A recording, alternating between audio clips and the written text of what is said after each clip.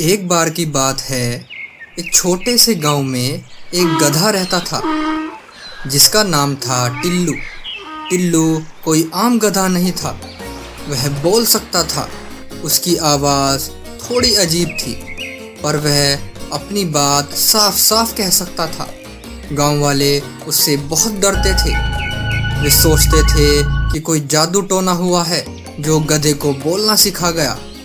एक दिन टिल्लू गांव के बाहर टहल रहा था, तभी उसे एक छोटी बच्ची रोती हुई दिखाई दी। बच्ची का नाम था पिंकी। वह एक पेड़ पर चढ़ गई थी, पर अब नीचे उतर नहीं पा रही थी। टिंकू ने पिंकी को समझाया कि वह कैसे नीचे उतर सकती है।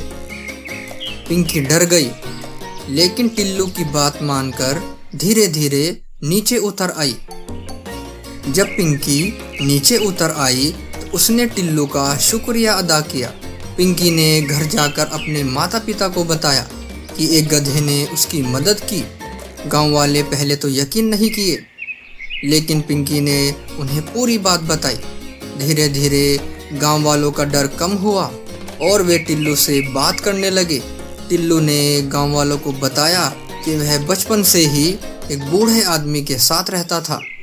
बूढ़ा आदमी उसे बहुत प्यार करता था और उसे तरह तरह की कहानियाँ सुनाता था। शायद उन्हीं कहानियों की वजह से टिल्लू बोलना सीख गया था। एक दिन टिल्लू को पता चला कि गांव के बाहर एक खतरनाक डाकू रहता है। डाकू अक्सर गांव वालों को लूट लेता था। टिल्लू ने सोचा कि उसे गांव वालों की मदद करनी चाहिए। उसने एक योजना बनाई। अगले दिन टिल्लू डाकू की गुफा में गया। डाकू टिल्लू को देखकर हैरान रह गया। उसने आज तक बोलते हुए गधे को नहीं देखा था।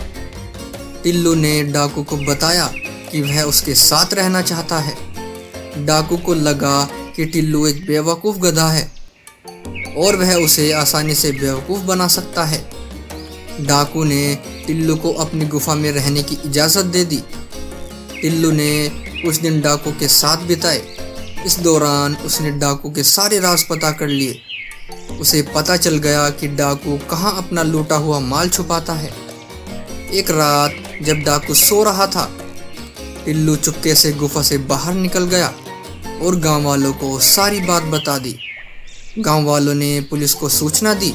पुलिस ने डाकू को गिरफ्तार कर लिया और उसका लूटा हुआ माल बरामद कर लिया।